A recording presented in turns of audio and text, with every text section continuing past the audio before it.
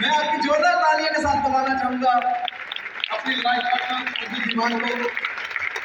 दोस्त, मैंने हजारों सेमिनार लगाए, हजारों मीटिंगें लगाई, हजारों काउंसलिंग की, लेकिन मैं सबमिट करता हूं, मुझे प्राउड है कि आपने एक काउंसलिंग की और हजारों सेमिनार लगाने वाले बंदे को तैयार कर दिया।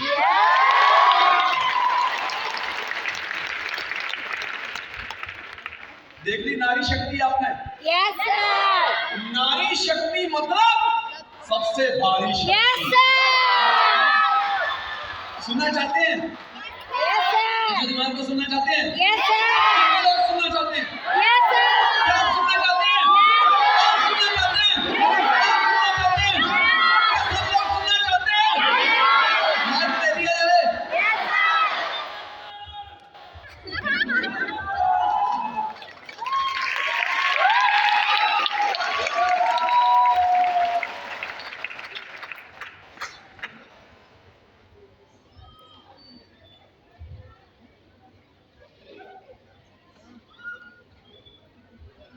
Good morning all of you. अब मजा आएगा बोलने का। Yes sir.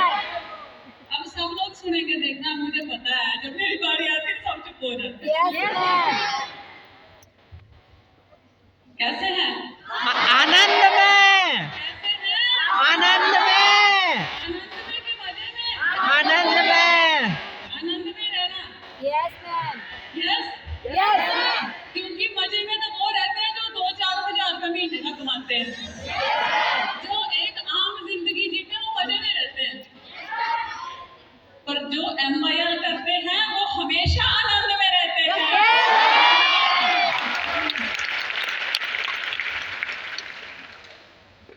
आंखों में खुशी, आंखों में खुशी, लबों पे हंसी, गमों का कहीं नाम ना हो। ये दिन आपकी जिंदगी में लाए इतनी खुशियां जिसकी कोई शाम ना हो।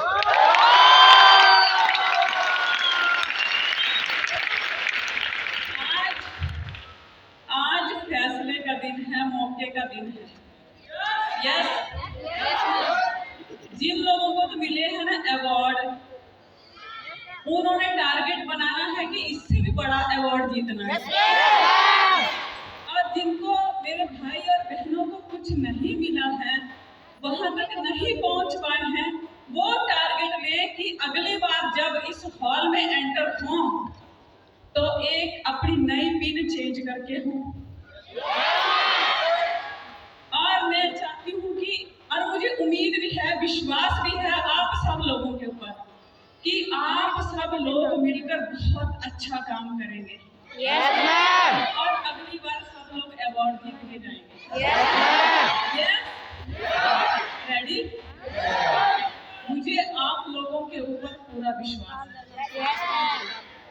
आप सब लोगों ने YouTube पे देखा होगा ना, पिछले संडे को बहुत सारे लोगों ने देखा होगा शिव और शक्ति। जहाँ शिव और शक्ति मिल जाते हैं ना, वहां पे तो सबका उद्धार ही होना है। जी मैम। यस, देखिए, मैं कहना चाहूंगी कि नारी शक्ति,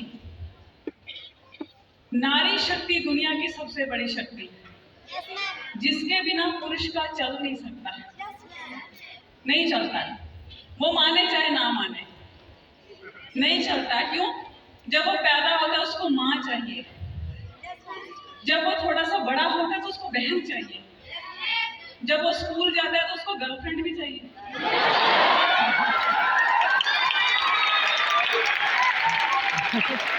जब वो जवान होता है तो उससे शादी करने के लिए एक लड़की चाहिए ना, जिंदगी आगे बढ़ाने के लिए, अपना संसार चलाने के लिए उसको एक स्त्री की जरूरत पड़ती है। और जब वो कमाने के लिए जाता है ना, कमाने के लिए जाता है ना, तो लक्ष्मी माता के पैरों में चरण उनके स्पर्श करके जाता है कि लक्ष्मी माता मेरे घर में विराजमान होना। करता है कि नहीं करता है? लक्ष्मी माता के आगे भी चरण स्पर्श करता है, वो भी चाहिए उसको। और जब वो मेहनत करता है तो उसके अंदर एनर्जी फॉर्म में भी शक्ति चाहिए उसको। स्त्री ही चाहिए, स्त्री ही एनर्जी फॉर्म में उसके अंदर विराजमान रहती है हमेशा। तो इस बात को वो नकार नहीं सकता कि नारी शक्ति किसी क्या से गो कम नारी है। का फ्लैश में फोटो है? मैं आपको एक देखो, क्या गो नारी हमेशा का? देखना आप, एक ठो है। जब प्रॉपर्टी एक ठो। किसी एक इंसान के पास प्रॉपर्टी होती है, पैसा हाँ, होता बात है, खराब परिवार कुछ भी होता है, जमीन जायदाद, अभी संदीप सर से तो जाएंगे और एक बाप चुप कर सोचता देंगे है कि ना उसका एक सर। बेटा हो जो उसकी प्रॉपर्टी को आगे संभाले, उसके घर बार को संभाले, उसका परिवार को संभाले। यस, पर एक पिता को जब उसके घर में बेटी पैदा होती है तो उस बेटी के ऊपर उसको ये नहीं होता है कि वो उसकी प्रॉपर्टी संभालेगी। उसे अपनी बेटी के ऊपर इसलिए गर्व महसूस होता है कि उसकी बेटी उसकी इज्जत को, उसके सम्मान को बना के रखेगी। यस, तो इज्जत और सम्मान, उसकी पगड़ी को दाग ना लगे, वो तगमा एक लड़की को दिया जाता है, ना कि एक लड़के को। यस, मैं आपको बताना चाहूंगी कि नारी शक्ति, कई बार क्या होता है कि हम मार्केट में जाते हैं तो घर वाले हमेशा लड़कियों को दबाते हैं, बंदिशें लगाते हैं कि बेटा देख तू बाहर मत जाना, कोई छेड़ेगा, कुछ बोलेगा, तेरे साथ कुछ गलत हो जाएगा। समझाते हैं कि नहीं समझाते? अक्सर यही चीजें, बंदिशें लगाई जाती है कि बेटा इस घर की दहलीज से बाहर मत जाना, बहुत बाहर गलत होता है लड़कियों के साथ। उनको ये कहकर दबाया जाता है, बंदिशें लगाई जाती हैं, पर शायद वो माँ बाप ये भूल जाते हैं कि नारी शक्ति जो कर सकती है दुनिया में, वो शायद पुरुष शक्ति नहीं कर सकती। एक बार क्या होता है, एक बार एक राजा अपने महल की छत पे घूम रहा होता है। तो छत पे घूमते घूमते उसकी नजर गई, सामने एक घर था, उसकी छत पे एक औरत कपड़े सुखा रही थी। छोटा है ना, तो राजा की इससे भी नजर थोड़ा सीधी सा उस बड़ा छत है, पे इससे पड़ी। बहुत बड़ा है। तो उस औरत का जो हुस्न था ना, उसकी खूबसूरती थी ना, राजा मोहित हो गया। उसने क्या किया, अपने महल की दासियों को बुलाया और उनसे पूछा कि ये औरत किसकी है। तो दासियों ने बताया कि महाराज ये औरत आपके एक सैनिक की है जो आपकी सेना में काम करता है। राजा ने कहा कि ठीक है। अगले दिन राजा ने उस सैनिक को अपने दरबार में बुलाया और उसे एक चिट्ठी दी। उसे कहा कि ये चिट्ठी लेकर तो दूसरे रियासत में जाना, वहां के राजा को मिलना, ये चिट्ठी मेरी उनको देना और उनका जवाब लेकर वापिस आना। अब सैनिक का हुक्म तो मानना पड़ेगा। अब वो सैनिक घर पे चला गया, उसने चिट्ठी अपने तकिए के नीचे रखी रात को और सो गया। पूरी तैयारी कर ली सुबह निकलने की। सुबह वो जल्दी उठता है, अपना सामान पैक करता है और चला जाता है राजा के काम के लिए। अब राजा ने जैसे उसको जाते हुए देखा तो राजा के मन में जो खुराफाती दिमाग जो चल रहा था, राजा ने उसको जाते हुए देखा और पीछे से उसके घर में एंटर हो गया। जैसे उसने दरवाजा खटकाया, अंदर से औरत ने पूछा कि कौन है। तो राजा ने कहा कि मैं बादशाह हूं। तो उस औरत ने कहा कि बादशाह हमारा दरवाजा क्यों खटका रहे हैं, हम तो गरीब लोग हैं। तो राजा ने कहा कि मूर्ख, ज्यादा सवाल मत कर, मैं मेहमान बनकर आया हूं और मैं यहाँ का राजा हूं। उस औरत ने बेचारी ने दरवाजा खोला। राजा ने क्या किया, दरवाजा जैसे उसने खोला, अंदर जाके बैठ गया। अब उसने राजा से पूछा कि राजा आप पहले तो कभी हमारे घर नहीं आए, यहाँ पे आने का क्या मकसद है। राजा ने कहा कि ज्यादा सवाल जवाब मत करो, मैं तेरे ऊपर मोहित हो गया हूं, मुझे तू चाहिए। अब वो अकेली औरत क्या करती, उसको क्या करना चाहिए। उसका पति घर पे नहीं था, वो अकेली थी और ऊपर से राजा मतलब पूरे ताकत के साथ वहां बैठा था। अब उस औरत ने कहा कि राजा, बड़े बुजुर्ग बोल के गए हैं कि शेर अगर भूखा हो तो कभी भी मुर्दे जानवर के ऊपर अटैक नहीं करता, उसे खाता नहीं। और दूसरी बात, आप जिस कटोरे में पानी पीने आए हो ना, वो कटोरा आपके कुत्ते का जूठा है। क्या आप उस कटोरे में पानी पीना पसंद करेंगे? अब राजा इतना शर्मसार हुआ कि इतनी बड़ी बात बोल दी। राजा को इतनी शर्म आई, वो वहां से जैसे उस औरत ने वो जवाब दिया वहां से निकल गया और जल्दबाजी में अपने जूते वहीं पे भूल गया। और उसका पति जो सैनिक सुबह से निकला हुआ था, आधे रास्ते में गया, आधे रास्ते में उसको याद आया कि राजा ने जो चिट्ठी मुझे ले जाने के लिए बोला था वो तो मेरे तकिए के नीचे रह गई। और वो वापिस आया चिट्ठी लेने के लिए। वो घर पे आया, उसने फटाफट दरवाजा खोला, तकिए के नीचे से चिट्ठी निकाली। जैसे उसने चिट्ठी निकाली, उसकी नजर पड़ी, उसके पलंग के पास राजा के जूते पड़े थे। अब उसके दिमाग में एक ख्याल आया कि मुझे साजिश में फंसा के राजा ने घर से बाहर निकाला, और जिस मकसद को पाने के लिए उसने मुझे घर से बाहर निकाला, वो अपना मकसद पूरा करके चला गया। गलतफहमी का शिकार वो इंसान चिट्ठी लेके चुपचाप चला गया, किसी को कुछ बोला नहीं।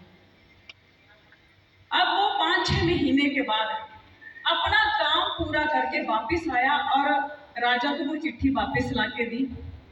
और राजा ने उसको इनाम दिया, बहुत सारी मोहरें दी। उसने क्या किया, मार्केट में गया, बहुत सारा सामान खरीदा अपनी पत्नी के लिए, नए नए कपड़े, और उसके मायके वालों के लिए बहुत सारे गिफ्ट खरीदे और घर वापस गया। तो पत्नी को बोलता है कि राजा ने मुझे इनाम में बहुत कुछ दिया क्योंकि मैंने उनका काम कर दिया, और तो मैं तेरे लिए इतने अच्छे कपड़े लेके आया, तो कपड़े पहन और चल तेरे मायके मिल के आते हैं उनसे, बहुत दिन हो गए। उसकी औरत ने कहा ठीक है, जैसा आपका हुक्म। उसने कपड़े पहने और उसके मायके चल दी। और वो सैनिक उसको वहां पर छोड़कर मायके में ये कहकर वापस आ गया कि मैं थोड़े दिनों के बाद तुझे लेने आऊंगा क्योंकि मुझे थोड़ा काम है, अभी मैं काम पूरा कर लूं। उसको छोड़ के वापस आ गया और कितने महीनों तक उसको लेने नहीं गया। बहुत दिन हो गए तब उसके लड़की के जो भाई थे उस औरत के, वो अपने दामाद से मिलने के लिए आया और पूछने के लिए आए कि हमारी बहन से ऐसा कौन सा कसूर हो गया जो आप उसे छोड़कर हमारे घर पे ऐसे आ गए, गुस्सा होके आ गए, उससे बात नहीं करते, उसको लेके नहीं जाते, ऐसा क्या हुआ है? उसने कहा कि ऐसा कुछ नहीं हुआ है, मैं आपकी बहन के साथ नहीं रह सकता, मैं उससे गुस्सा हूँ, ये बात सही है, मैंने अपना हक पूरा अदा किया है, मेरे हक में कोई कमी नहीं है और मैं उसे वापस ले जाने नहीं आऊँगा। उन्होंने कहा कि आप सीधे सीधे बता दीजिए, नहीं तो हम राजा के पास आपकी शिकायत करेंगे, हम वहाँ से न्याय लेंगे, आपने बिना कसूर के हमारी बहन को छोड़ दिया। उन्होंने कहा कोई बात नहीं, आप जहाँ जाना चाहते हैं जाइए। अब उसके भाइयों ने क्या किया, राजा के पास गए शिकायत लेके कि राजा जी इस लड़के ने हमारी बहन, उन्होंने ये नहीं बोला कि हमारी बहन के साथ शादी की, उन्होंने ये बोला कि इस लड़के को हमने एक हरा भरा बाग दिया था, एक मीठे पानी का कुआं दिया था, इस लड़के ने हमारा बाग उजाड़ दिया, दरख्त काट दिए, फल खा गया और उस कुएं को, मीठे पानी के कुएं को खराब करके बंद कर दिया। आप इसे सजा दीजिए, आप इससे पूछिए इसने ऐसा क्यों किया। अब राजा जी सैनिक को पूछते हैं कि क्या ये बात सच है कि इन्होंने आपको एक बाग दिया था? उसने कहा कि जी राजा जी, इन्होंने मुझे एक बाग दिया था, पर जैसे इन्होंने मुझे दिया था वैसे ही मैंने इनको वापस कर दिया, मैंने उसका कोई नुकसान नहीं किया। राजा ने कहा कि आपने वापस क्यों दिया? बोलते हैं कि एक बार क्या हुआ, मैं उस बगीचे में जा रहा था, वहां पर मुझे एक शेर के पंजों के निशान दिखाई दिए। जब मैंने शेर के पंजों के निशान देखे तो मैं डर गया। मैंने सोचा कि अगर मैं इस बाग में ऐसे आऊंगा बार बार तो कभी भी शेर मुझे खा जाएगा, मुझे मार देगा। मैंने डर के मारे ये बाग इनको वापस कर दिया कि मुझे नहीं चाहिए। अब राजा उसकी बात समझ गया कि ये बात क्या चल रही है। राजा ने जवाब दिया, देखो सैनिक, ना ही तुम्हारा बाग उजड़ा है, ना ही दरख्त कटे हैं, ना ही तुम्हारे बाग में से शेर ने को पत्ता खाया, ना फल खाया, ना ही किसी को डराया धमकाया, ना ही वो वापिस आया। क्योंकि शेर तुम्हारे बाग में आया जरूर था पर मायूस होकर लौट गया था।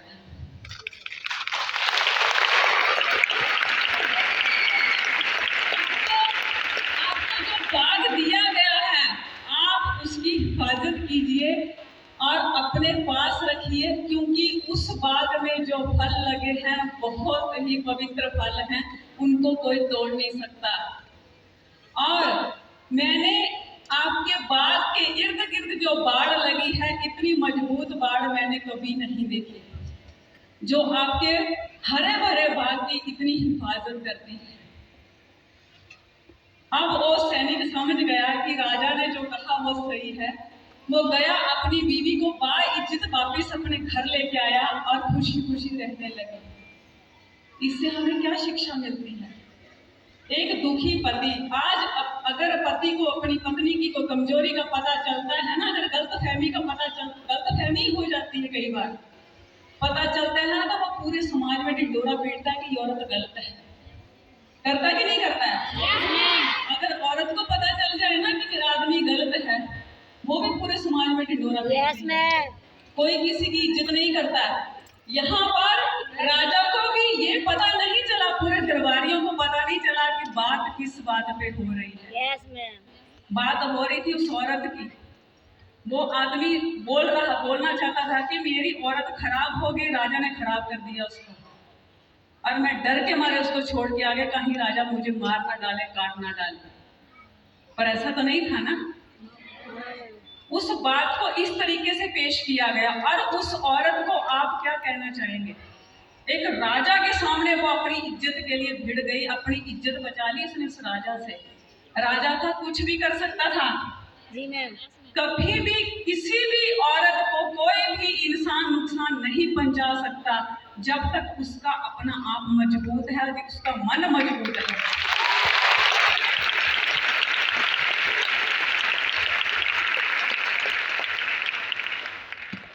देखिए, फैसला तो औरत को ही करना है कि वो किसी के अभाव में जीना चाहती है, किसी के प्रभाव में जीना चाहती है, जहाँ किसी के दबाव में जीना चाहती है।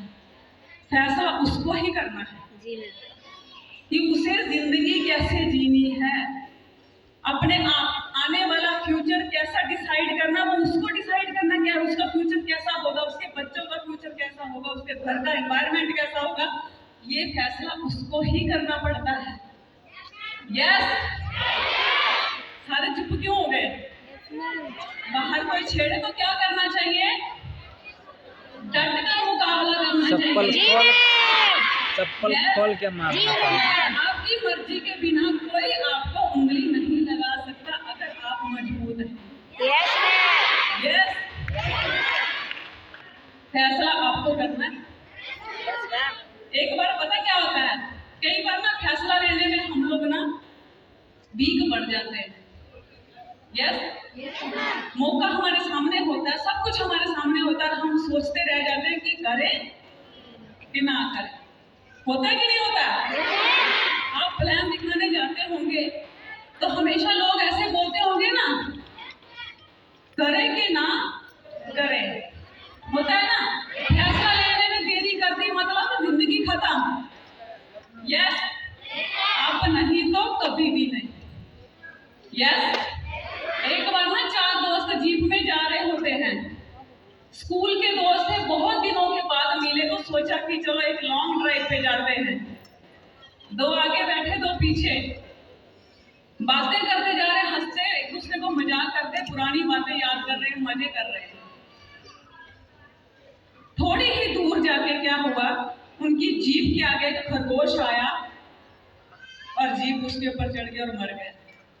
अब जो 4 दोस्त इतने हंसी मजाक में एक दूसरे के साथ खुशी खुशी जा रहे थे, चारों में क्या हुआ, उदासी फैल गई, एक मन का मन खराब हो गया। उन्होंने गाड़ी साइड में लगाई और चारों क्या कर रहे हैं पता, थोड़ी देर पहले एक दूसरे को ऐसे मजाक मस्ती में कितना कुछ कर रहे थे, हंस रहे थे, खेल रहे थे, और थोड़ी ही देर में एनवायरनमेंट चेंज हुआ, चारों एक दूसरे को दोष दे रहे हैं। एक बोल रहा है यार तू सो गया था, मैं तेरे को शायद मेरा ध्यान तेरी तरफ गया, मेरी झपकी लग गई, शायद खरगोश इसलिए मर गया। दूसरा बोलता है नहीं यार तू बातों में लगा के रखा था मुझे, इसके लिए मेरा ध्यान भटक गया, शायद खरगोश इसलिए मर गया। एक दूसरे को दोष दे रहे हैं, लड़ रहे हैं आपस में। थोड़ी देर के बाद एक आदमी वहां पे आया, उसने कहा कि क्या हुआ, आपस में क्यों लड़ रहे हो, ऐसा क्या हुआ? बोलते हैं कि देखो ना एक दूसरे में ऐसे बातों में लगे थे, ध्यान भटक गया, खरगोश मर गया। उस आदमी ने कहा कि देखो इसमें आप सबकी कोई गलती नहीं है, आप सबकी कोई गलती नहीं है, मैं बड़ी देर से इस खरगोश को देख रहा था, आपकी गाड़ी दूर से आ रही थी तो ये खरगोश रोड क्रॉस करने की कोशिश कर रहा था, थोड़ी दूर आगे जाता है, जाऊं कि नहीं जाऊं, जाऊं कि नहीं जाऊं, जाता है पीछे आता है, जाता है पीछे आता है। जैसे आपकी गाड़ी नजदीक आई इसने छलांग लगा दी और ये मारा गया। गलती आपकी नहीं है, इसने फैसला लेने में इतनी देर की, इसलिए ये मारा गया।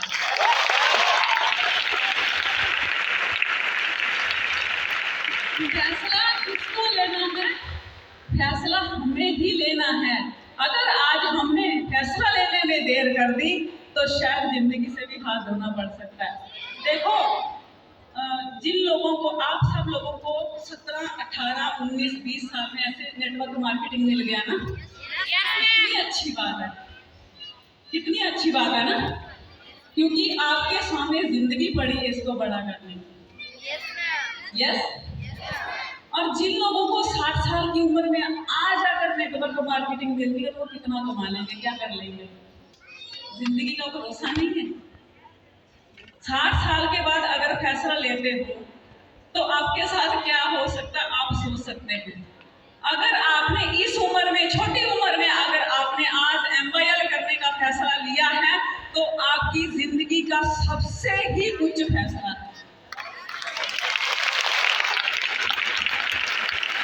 फैसला हमेशा सही दिशा में लीजिए। और मैं लड़कियों को, अपनी बहनों को ये कहना चाहूंगी कि जब आप मायके जाते हो वहां पर भी MYL होना चाहिए। क्या होना चाहिए? MYL, MYL, MYL। जब आप ससुराल में जाते हो तो आपके आस पड़ोस में MYL, MYL, MYL होना चाहिए। जब आप अपने दोस्तों, मित्रों, किसी से भी मिलते हैं वहां पे भी एक ही गूंज होनी चाहिए, क्या? MYL, MYL, MYL। उसके अलावा कोई बात होनी नहीं चाहिए, क्योंकि हमारी जिंदगी की सबसे बड़ी बात ही ये है। यस। इधर उधर की बातें ना करके अपने प्रोडक्ट की बातें की जाए। यस।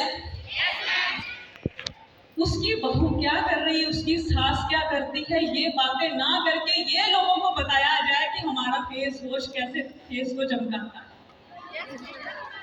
यस। करेंगे ना? सच्ची में? रेडी? ये बच्चा पार्टी। जब मैंने ऐसा बोला कि औरतों को ये फैसला लेना चाहिए तो मर्दों के मुंह क्यों बंद हो गए भाई? आपको फैसला नहीं लेना है? Yes ma'am. काम नहीं करना है? यस। देखिए स्टार्टिंग में मैंने एक चीज बोली थी कि शिव और शक्ति जब आपस में मिल जाते हैं तो बहुत बड़ा काम कर जाते हैं। यस। तो शिव और शक्ति साथ में मिलकर काम करेंगे। Yes ma'am. अपनी बहनों को, अपनी बीवियों को, अपनी मम्मी को, सबको मौका देना काम करने का। देंगे ना? Yes ma'am. बंदिशें नहीं लगाना। लगाएंगे? दबाव डालेंगे? नहीं डालना, साथ में लेकर चलना। मैं और सर साथ में आते हैं। सर ने बोला था कि एक काउंसलिंग और हजारों सेमिनार लगा दिए। एक काउंसलिंग नहीं होती, एक काउंसलिंग से होता है कुछ? मैंने एक काउंसलिंग नहीं की, मैंने बहुत सारे काउंसलिंग की, उसके बाद हजारों सेमिनार लगे। मिलकर एक दूसरे के साथ मिलकर एकजुट होकर काम करना है, आगे बढ़ना है और अपने साथ जितने भी लोग हैं आपके साथ, उनको भी आगे बढ़ाना है। Yes, ready? कहते हैं ना कि जिस घर में होती है स्त्री, जिस घर में होती है स्त्री, उस घर की दीवारें, खिड़कियां, दरवाजे तक बोलते हैं। जिस घर में होती है स्त्री, उस घर के दीवारें, दरवाजे और खिड़कियां सब बोलते हैं। मूर्ख हैं वो लोग जो स्त्रियों को पुरुषों से कम तोलते।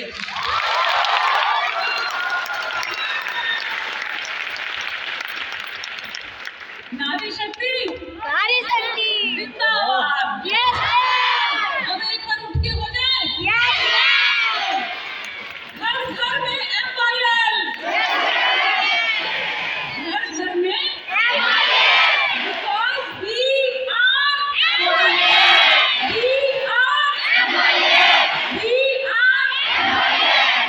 फैसला आपको करना है कि घर घर MYL को कैसे लेके जाना है।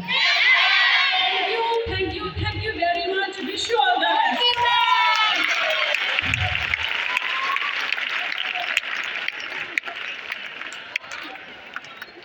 बहुत सही बोला, नारी शक्ति सबसे भारी शक्ति। दोस्तों, दुनिया के प्यार में दर्शक समाजी ने प्रभाव किया।